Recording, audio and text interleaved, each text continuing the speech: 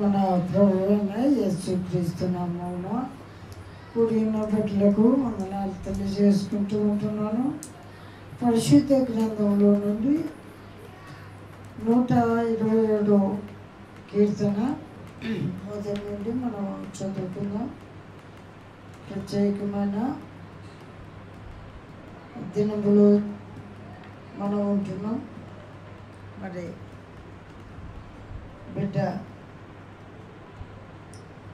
పుట్టినరోజు సందర్భాన్ని బట్టి ఇస్తున్నాం వర్తమానము కనుక మనం జాగ్రత్తగా విని మన జీవితాలను సరిదిద్దుకుందాం. యెహోవా ఇల్లు కట్టించని ఎడల దాని కట్టువారి ప్రయాసము వ్యర్థమే. యెహోవా పట్టణమును కాపాడని ఎడల దాని కావులు కాయువారు మేలుకొని వ్యర్థమే. మీరు వేకువనే లేచి చాలా రాత్రి అయిన తరువాత పండుకొనుచు కష్టార్జితమైన ఆహారము తినుచుంటుట వ్యర్థమే. తన ప్రియులు నిద్రించుచుండగా ఆయన వారికి ఇచ్చుచున్నాడు. కుమారులు యెహోవా అనుగ్రహించు స్వాస్థ్యము గర్భఫలము ఆయన ఇచ్చు బహుమానమే. యవ్వన కాలం ముందు పుట్టిన కుమారులు బలవంతుని చేతిలోని బాణముల వంటి వారు. వారితో తన అంబుల పొదిని నింపుకున్నవాడు ధన్యుడు.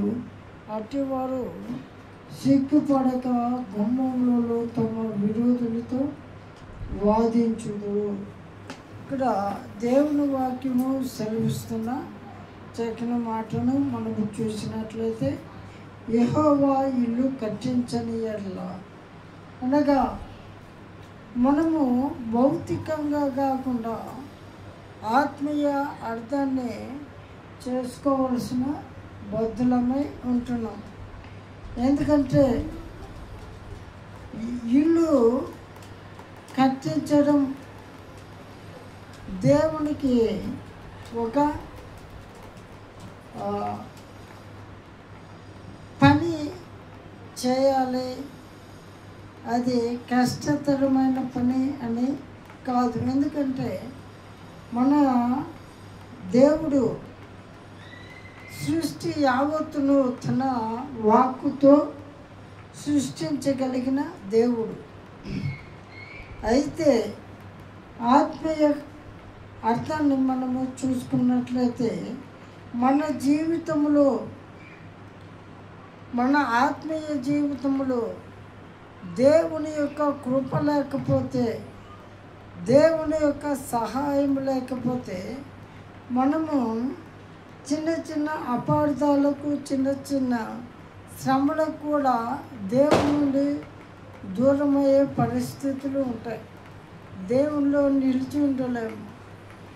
కనీసం చిన్న తలనొప్పి వచ్చినా నేను దేవుని బిడ్డను కదా, ఈ బలహీనత నాకు ఎందుకు వచ్చింది అని దేవుణ్ణి విడిచిపెడుతూ పెట్టేవారు కూడా ఉంటారు. ఎందుకంటే వారి జీవితము నిలువెచ్చనగా ఉంది. దేవుడు మత్తయి సువార్తలో శాస్త్రులు పరిచయులతో చెప్పిన విధంగా సున్నము కొట్టిన సమాధుల వలె ఉన్నవారి స్థితి చిన్న చిన్న సమస్యలు కూడా దేవుణ్ణి దూషిస్తూ దేవునికి దూరమయ్యే పరిస్థితులు ఉంటాయి.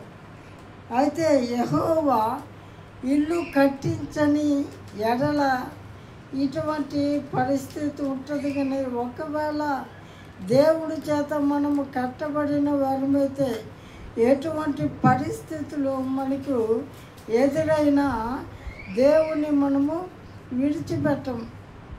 రోసన్న గారు రాశారు పాట, సుడిగాలిలోనైనా జడివానలోనైనా ఆరిపోతులే నీవు వెలిగించిన దీపం. ఆ దీపం ఏంటంటే మన ఆత్మీయ జీవితమే. మన ఆత్మీయ జీవితము ప్రభువు చేత కట్టబడితే మరి తుఫానులు, సుడిగాలులు లాంటి శ్రమలు ఎదురైనా మనము వాటిని జయించగలమే. కానీ వాటిని లెక్క చేయకుండా దేవుణ్ణి స్తుతిస్తూ ఉంటామే. కానీ వాటికి దిగజారిపోయి దేవునికి దూరమయ్యే పరిస్థితులు మనలోనికి రాకుండా మనము జాగ్రత్త పడుతూ ఉంటాం. కాబట్టి భక్తుడు చెబుతూ ఉంటున్నాడు, యెహోవా ఇల్లు కట్టించకపోతే, యెహోవా చేత మనము మెప్పు పొందకపోతే, యెహోవా మెచ్చుకునే విధంగా మన జీవితం ఉండకపోతే, కేవలం మనుషుల మెప్పు కొరకే మన ఆత్మీయ జీవితంలో మనము నులివెచ్చని జీవితము జీవిస్తూ ఉంటున్నట్లయితే అటువంటి వారి పరిస్థితి వ్యర్థంగా ఉంటున్నది అని చెబుతున్నాడు. కాబట్టి ప్రభువా, నా ఆత్మీయ జీవితంలో, నా విశ్వాస జీవితంలో నీ చిత్తానుసారముగా నన్ను ముందుకు తీసుకెళ్ళమని దేవుడికి మనలను మనము అప్పగించుకోవాలని ప్రభుపేట కోరుతూ ఉంటున్నాను. ఇక్కడ యెహోవా పట్టణమును కాపాడని ఎడల దాని కావలి కాయి వారు మేలుకొని ఉండుట వ్యర్థమే. సంఘమును పోషిస్తూ ఉంటున్నప్పుడు, సంఘ పరిచర్యలు జరుగుతూ ఉంటున్నప్పుడు దేవుని మహిమ కొరకు, దేవుని యొక్క ఘనత కొరకు, దేవుని యొక్క కృప కొరకు మనము ప్రయాసపడకుండా మనము ఏదో సంపాదించాలను, ఏదో మెప్పు కోసము పరిచర్య చేస్తే నాకు ఘనత వస్తుంది, అందరూ గౌరవిస్తారు అన్న ఉద్దేశంతో మనం ఒకవేళ పరిచర్య చేసినట్లయితే అటువంటి సంఘము, అటువంటి పట్టణము నిలబడదు అని దాన్ని పోషిస్తున్న వారు, నడిపిస్తున్న వారి ప్రయాస కూడా వ్యర్థమేనని దేవుని వాక్యము సెలవిస్తుంది.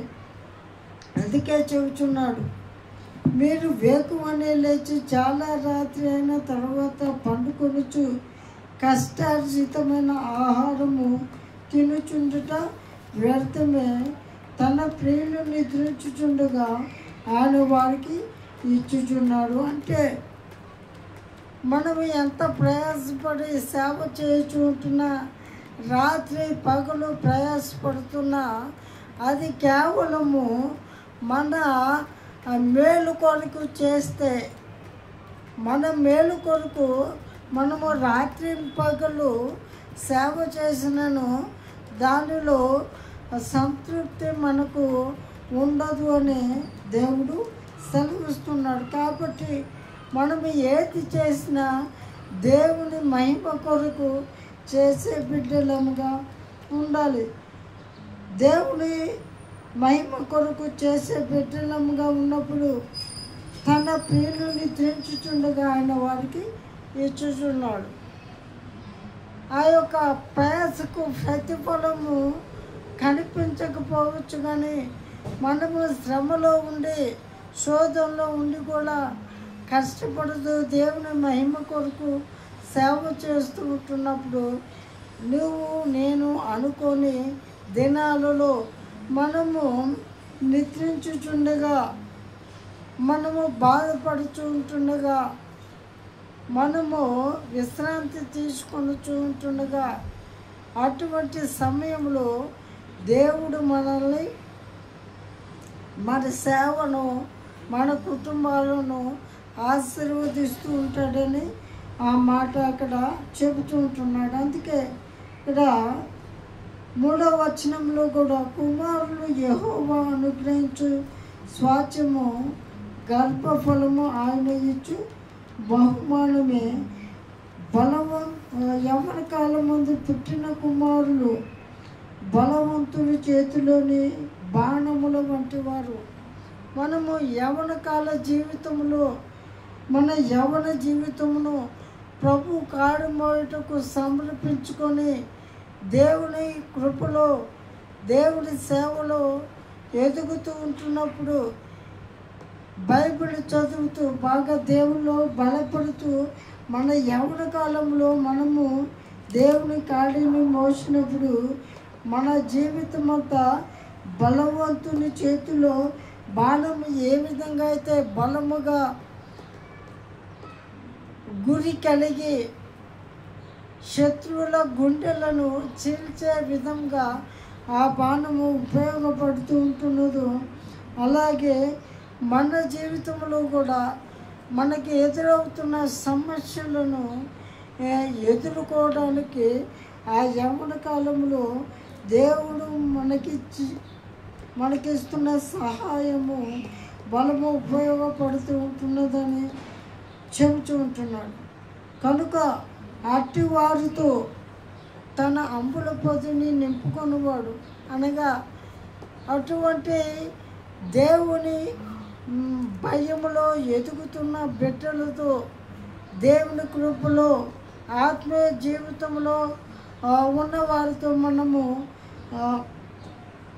అంబుల పొది అనగా మనం వారితో సహవాసం చేసినట్లయితే మనకు గుమ్మములలో విరోధులతో వాదించే గొప్ప ధన్యత కలుగుతుందంటే, గుమ్మము మన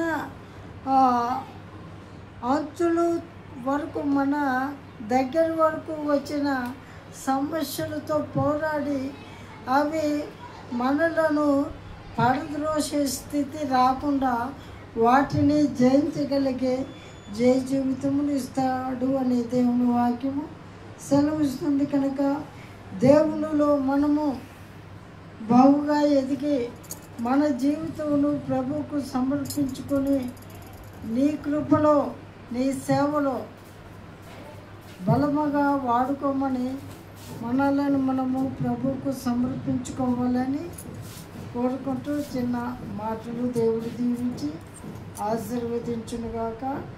దేవుడు మిమ్మల్ని మీ కుటుంబంలోనూ దీవించి ఆశీర్వదించునుగాక. ఆమేన్, ఆమేన్.